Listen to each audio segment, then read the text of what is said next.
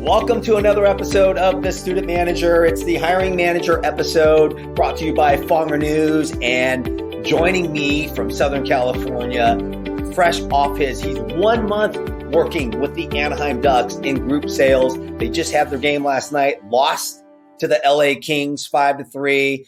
Ducks aren't going to the playoffs, but we have Jake Briones, former Mater Dei alumni, and also went to Whitworth College. We'll be talking Whitworth. He played baseball there, but now it's the real world. I love having my guests come on, talking about and sharing the interviewing, hiring process, what to do, what not to do, to give you all audience, which are parents as well as students trying to get into college. But then those 4 years will go by quick, right, Jake? And then it's the real world. Yep, they sure do. Next thing you know, you'll have graduated college and you're out there in the real world with a real job. And the interviewing and hiring process, is that a job in itself? It definitely is. It takes a lot of research and preparation, making sure that you're ready to take that next leap. So it's not, in terms of 9-to-5 job, but it takes a lot of mental preparation to get ready for it. And a lot of rejection as well. Correct me if I'm wrong. Yes, there's a lot of that comes with it. So when I say mental preparation, it's not only getting ready for the job, but it's also getting ready for not getting a job as well, because there's a lot of ups and downs. And we'll get into that. We'll talk about the numbers game. I want to take care of some house cleaning items. We are brought to you by the Journeyman Whiskey. It's a brand new whiskey distillery from my good friend Sean Pronger and his brother Chris Pronger. Does that kind of resonate? Does that name ring a bell, Jake? It sure does. Yep, absolutely. Right? Sean Pronger and Chris Pronger, formerly of the Ducks. Obviously, Chris, the Hall of Famer. Sean, my good friend. He's out in the working world. But they have their own whiskey distillery out in Canada. And I said, you know what? Can you be my sponsor? He said, absolutely. So for all of you listening out there, audience and followers, if you can't get it, if you can't find this whiskey distillery, it's brand new, and I can help you get it. We'll sell it. We're going to make this go big time. But that's who we're brought to you by. But let's get back into the podcast. And for my audience followers listening, and we talk about, the job process and the interviewing process. But you went to Whitworth College out in Spokane, Washington, played baseball there, D2, correct? D3. Did Whitworth prepare you for the real, besides the baseball part, you knew obviously maybe you weren't going to go professional. Did it prepare you, and how did it prepare you for the real world? Yeah, I definitely would say that Whitworth did a pretty good job at giving me the opportunities to prepare myself. And I say opportunities because once you get to college, everything becomes optional, right? So it's up to you to make sure that you're taking advantage of those opportunities. So I would say that I did take advantage of those in some capacity to make sure I was ready to take that next step and find a job. And when did you really start thinking about this? Obviously, you were playing baseball. You have a busy schedule. Was it your junior year? Was it your senior year? Walk us through that process. Yeah, it was about junior year when I started thinking about how do I want to set myself up for a career after college. Kind of very similar to high school when you're thinking about what college I want to go to.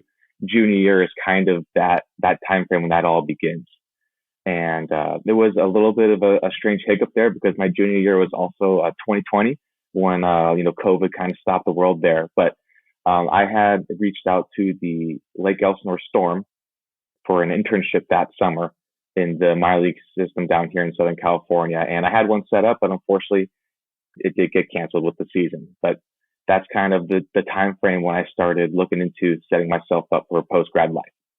And then obviously it's spring of 2020, right? The baseball season's about to start. Lake Elsinore, boom, March hits. The world shuts down. Sports shuts down. So then fast forward to your senior year. First of all, before I get there, what was your major? So my major was business management. And did you know in business management what kind of direction you wanted to go into? Was it sports? Was it the real world business, insurance, finance? What were you thinking in college? For me, it's always been sports. So I took business management as kind of, I don't want to say almost like a safety net, because I know that has a broad net in terms of jobs that you can reach out to for that. But sports was always the main goal for me. So that was, when I'm taking business management, I'm taking all of those lessons and classes and trying to apply that to sports careers and what I can do with that. So Let's go back to your senior year. Did Hmm. you follow up with the Lake Elsinore team? Who did you reach out to and how did you get that job? Yeah, so it was, let's see. So getting Lake Elsinore job, I reached out to Terrence Tucker. And once everything got canceled, the communications actually just kind of broke down. And unfortunately, I never really heard back from them at all. But I was able to get in touch with them. My dad knew, oh my gosh, I'm forgetting names already, but my dad knew the coach for the one of the coaches through high school through USC, and just kind of like the networking got us to Lake Elsinore Storm. But the communication kind of broke down there. So after that all happened and we're back in school, I'm thinking of, okay, that opportunity's gone. I need to start thinking of ways to set myself up for a new one. And one day I was just kind of in our house with my roommates on the baseball team talking, and one of the guys who I played summer baseball for a team out in North Dakota said that they had summer interns for them. I was like, oh, well, I know there's teams down here that do that. So I reached out to the OC Riptide, and I got applied for an internship with them, and that kind of kickstarted my next step in that process. So it sounds like a lot of self-generated, being proactive. No one's going to say, "Hey, Jake, I got an internship for you," or "Hey, Jake, why don't you apply for this?" If I'm hearing correctly, you're out there on your own, hustling, looking up potential internships in your niche area, something that you want to do. That's exactly right. So I know that the sports was what I wanted, and I know that it's kind of like you said, a niche area. So you have to put yourself out there, apply for anything and everything, and once you get those hits, you got to really take advantage of it. And then when you were looking up summer internships, who are you reaching out to? So if someone wants to start whatever potential job, career, internship they want to do, were you looking up on the internet and who were you sending your resume and cover letter to or an introduction to? So yeah, so for the internships, when it came to the Orange County Riptide, they were taking applications, and I just applied. So I just put my resume in there and sent it through. And then once they got back to me, I actually had applied for data analytics because that was something that I was interested in, in the baseball world with all the sabermetrics and stuff. But I'm no coding guru, so they had me do game day operations instead, which has helped me out. But once you get the internship, it was a lot of talking to who's there. It's like who's in charge and what are their connections, and that's what really helped propel me. That's great advice. That's great tips. And let's talk about now from there, right? The interviewing and hiring process. Talk about the follow-up. Did you get interviews right away? Because I try and teach students this and people I'm helping out, how many times you got to reach out to whoever you're trying to work for. And it's just not one company. Did you have a lot? And I'm going to use a sales term. Did you have a lot in your pipeline? Talk about the numbers game of, and then the follow-up process. Yeah. So in the interview process, and I know, applying for all these different types of jobs, one of the things that I like to do to follow up if I hadn't heard anything back was to go on LinkedIn and send the interviewer or, someone in the job that you're applying for an invitation to connect. So that way you're kind of getting your name out there and on their mind and go like, oh, why is this person trying to connect? And maybe they go and find your resume on the application to kind of kickstart the process. And did you reach out to people and did people follow up with you through LinkedIn or was it still more following up through email? It was still more following up through email. I would say in terms of LinkedIn conversations, nothing really arose from that. But there's definitely some times where I would, send the invitation to connect and then get email, setting up an interview or saying, hey, I noticed you connected with me on LinkedIn. How can we set up our next conversation? Out of sight, out of mind. So I'm assuming that you have the LinkedIn premium. I don't actually. I just have the basic LinkedIn, and it's kind of bold of me to be sending out all these invitations because I could do better at keeping my LinkedIn profile, let's say, updated or neat and organized. But it's just to make sure my name's out there on the web. I'm going to highly recommend, although you have a current job now, and you can afford it, get the premium LinkedIn. You can get 40 IMs or DMs that you can absolutely DM somebody without them accepting your Oh, invitation. okay. Yes, That's good to absolutely. know. Yeah, Other, my hey, head. you're always learning on the student manager, right? We're helping you get a job, Yeah. hiring, interviewing. We'll go through some of these techniques, and I love having guests on because just watching you through high school, then through hmm college, and now into the real world, I think that's where a lot of my audience can benefit from. At first, I thought it was how to get into college, but then shoot, I've done a lot of interviewing and hiring, and I'm seeing it's hard to get a job out there for your generation. Correct me if I'm It wrong. Do you sure have is. friends that are still trying to get the job that they want to get and they graduated college? Correct me if I'm wrong. Yes. Yeah. No, that's definitely right. I think a lot of people out there, everyone wants to go find their dream job, and because that's all you ever see online is, if you love your job, you're never working. But a lot of times it's hard to find a job that you truly love. So you're applying for all these jobs, and sometimes it may not be the one you want, but even then it's hard to find one. So making sure that you're getting the information out there how to help people, it's really great.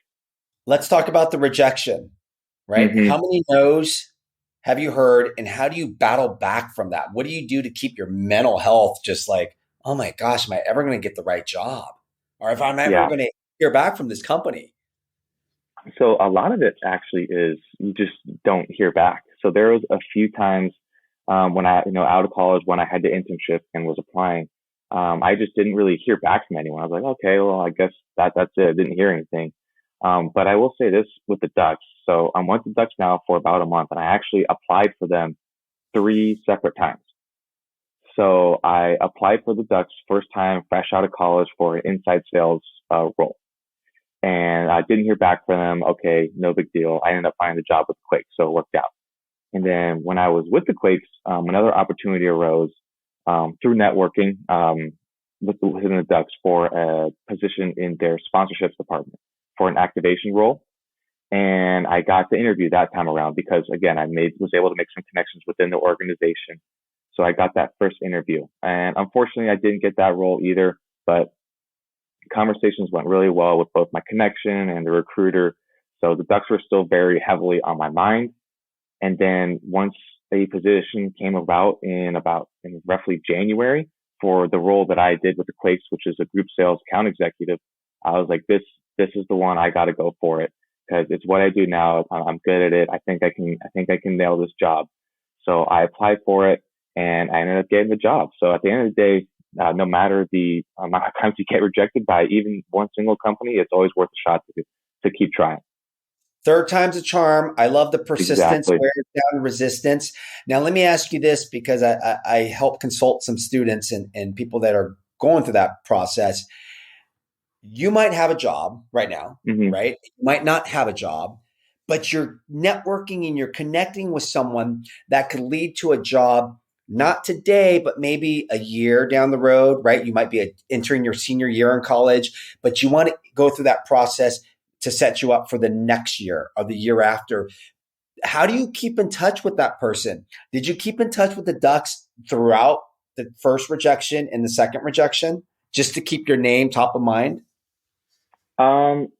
In between first and second rejection, I didn't really do a whole lot of reaching out. But one of the things that did happen when I was working for the Quakes is I went out to a Ducks game and with my family. So mom and dad and sister, brother were all there. And I think my girlfriend was with us too. And one of the corporate partnership managers came over and was talking with us. And my dad kind of kickstarted that conversation there. I was fresh with my job, so still a little bit shy. This was about like, I want to say October, November of 21. So I had just started working for full time for about a month. And we were just talking about my new job with the Quakes, what he's done with the Ducks, and just kind of getting into the sales and the sports world and created that connection. So that's kind of what kickstarted it between try one and try two. And then after a full season with the Quakes is when I started, okay, let me reach out to this guy again and see what we can do to maybe get a job with the Ducks. I love this story. I like the story a Yeah. lot. And let's talk about just the networking, right? Besides this person that you're networking with the Ducks, what advice, recommendations? I mean, from starting in college to your first year working with Rancho Cucamonga Quakes, the networking and what you did. What advice would you give someone listening to this podcast right now? Yeah. I guess the advice I would give is talk to anyone and anybody that you can, because someday down the road, it just might come back and lead you somewhere that you didn't even know was a possibility. And as hard as it sounds, putting yourself out there to relatively complete strangers, it's going to be worth it in the long run. And you just got to be genuine and true to yourself. Don't be afraid to strike up that conversation, because it could lead to something pretty cool. At Whitworth, Mm-hmm. what did you like? I'm gonna kind of switch gears over here. What did you? And a lot of people don't know. I mean, they want to go to a big school. They want a football team. They want the Greek life, right? Yeah. You were at Whitworth in Spokane, right near Gonzaga, right? What people don't know about Whitworth? What can you say high level about Whitworth? 30-second elevator pitch. You are the regional admission director at Whitworth. How are you going to sell people listening to this podcast on Whitworth? Yeah. Like you said, everyone's kind of looking for the big football school, big Greek life school, but Whitworth has, I would say, that on a smaller scale. So I play on the baseball team. Whether you play on another sports team or you don't play sports at all, you're going to be able to find a group there that you're going to be friends with for the rest of your life. Whitworth, great education, great sports, definitely something that I would recommend. And, Spokane, don't listen to what you hear from other people. Spokane's a great city. Lots of things to go do and explore, and the nature out there is wonderful. So Whitworth University, great school, great people. You'll find friends for the rest of your life there. I do agree with you on the river. There's the river. I was running the trail. There's the downtown Spokane. There's like a little whiskey bar. But other than that, yeah, I mean, you have Gonzaga there, but it's cold. Now I love cold, but I'm gonna play devil's advocate. It's cold. It's crazy. There's so much snow. Yeah, no, that's definitely something that I had to get used to. And I'd say my freshman year, for me, SoCal kid, it was pretty fun. But also as a baseball player, every, let's say, February or March rolled around, practice is really starting to pick up and there's still snow on the ground or it's still snowing. You're kind of like, gosh darn it, this sucks. Like, why can't I just go outside and play baseball? You have to go inside, play catch, get used to. So lots of adversity came with the weather there playing a sport like baseball. Traveling D3, tell me one of your favorite campuses that you like playing in that maybe Fonger News has never heard about, but someone in your conference. Someone in our conference. Oh man. I did always like going to Pacific. It's in Forest Grove in Oregon, and they have really nice facilities there. So I always enjoyed going to play there. We went there a lot. We never were able to host them, unfortunately. But Pacific, they have great facilities. I love their field. And unfortunately, it was a very long drive. I think it was our longest drive for our season. But going there, I did always enjoy the facilities. Speedy and Jen are in town. Where are they taking you and your friends for dinner in Spokane? Oh man, that's a good question. Where do we always go? Let's see. We love this place that was just across the street from Spokane called De Leon's Tacos. Spokane, Washington, Pacific Northwest, probably not really known for the Mexican food.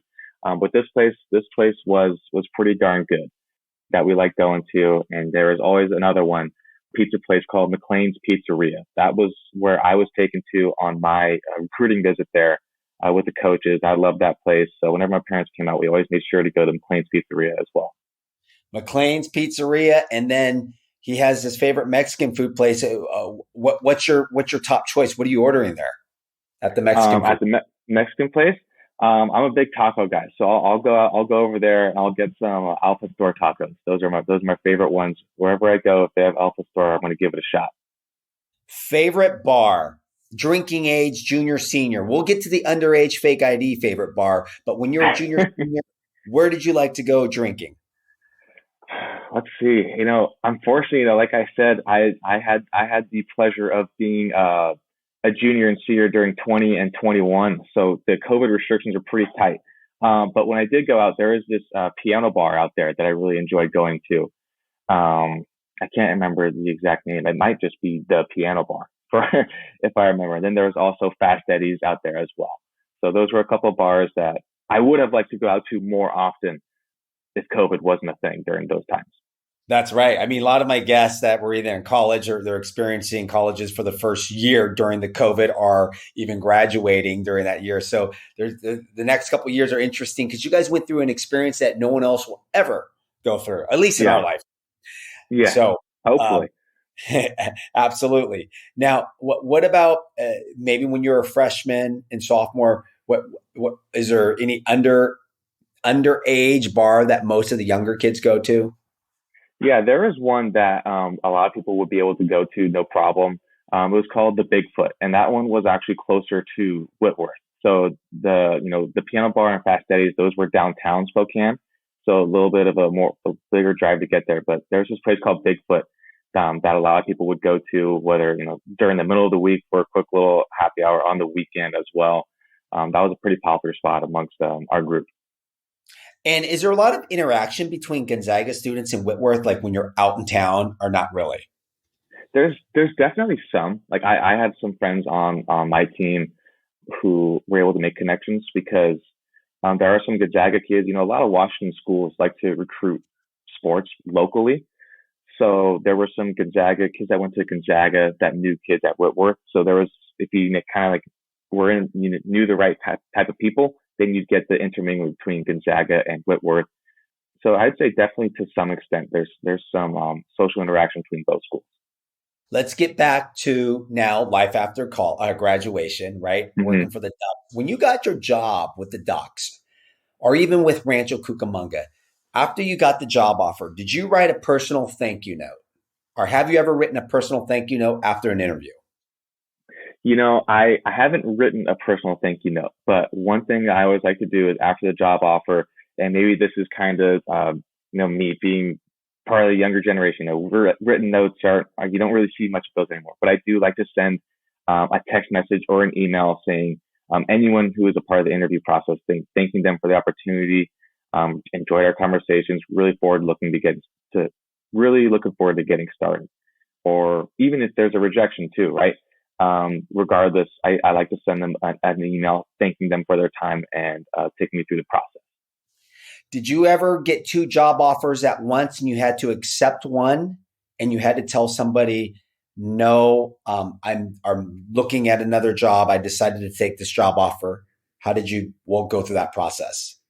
I did actually. And it was a part of accepting the Quakes was a part of that. So after my internship and I was applying to these places, I got a job for the Rancho Cucamonga Quakes, and then I got another job for the Anaheim Angels.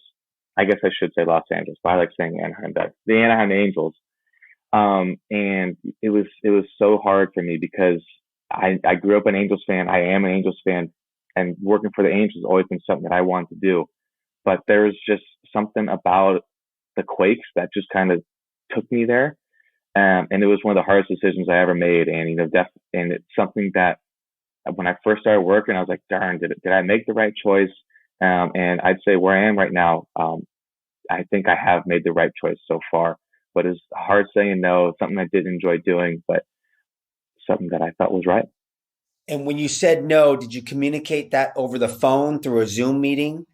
Yeah. So it was over the phone.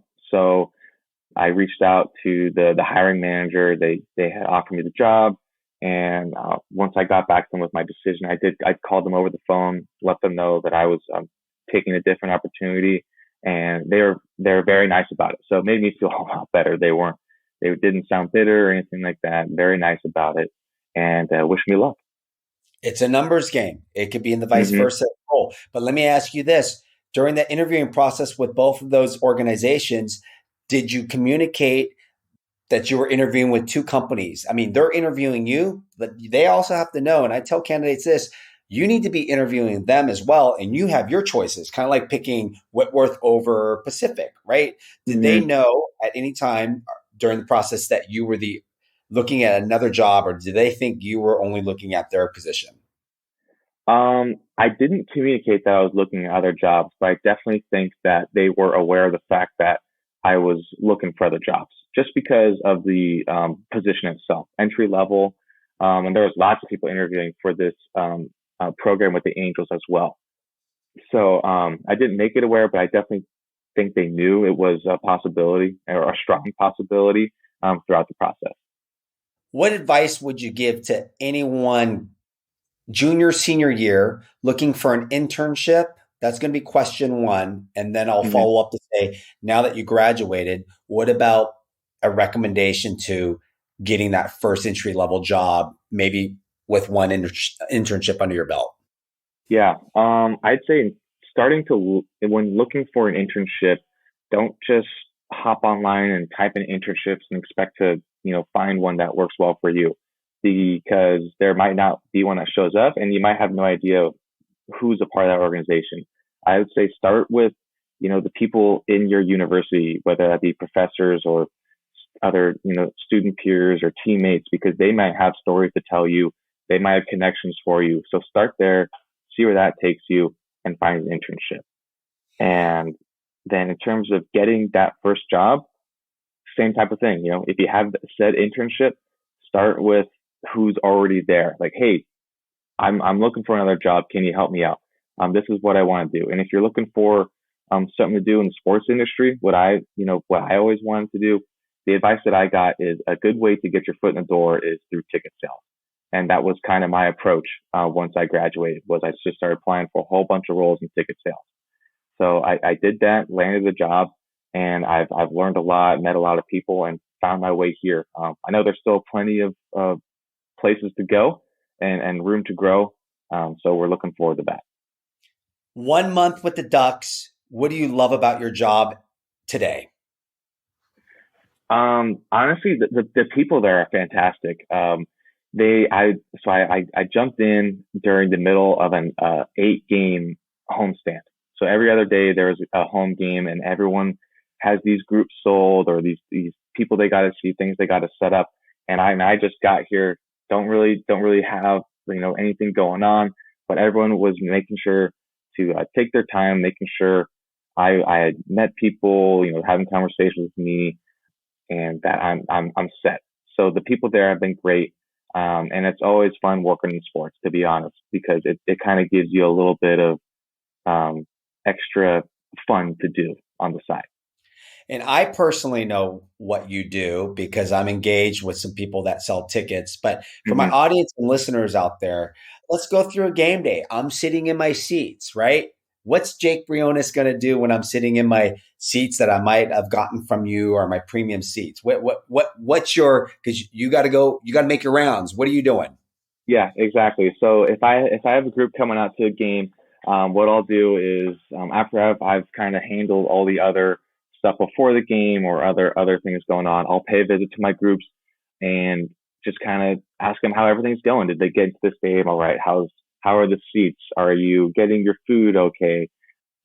Are you having fun is the main question. So basically, what I'm getting out of them, I want to make sure that they're having fun, and if they need anything, that I'll be there to make sure that they get it, and that they have a good night at the end of the day or at the end of the game, and hopefully get them coming back, because that's, once they're in the stadium, we want to make sure we can get them back.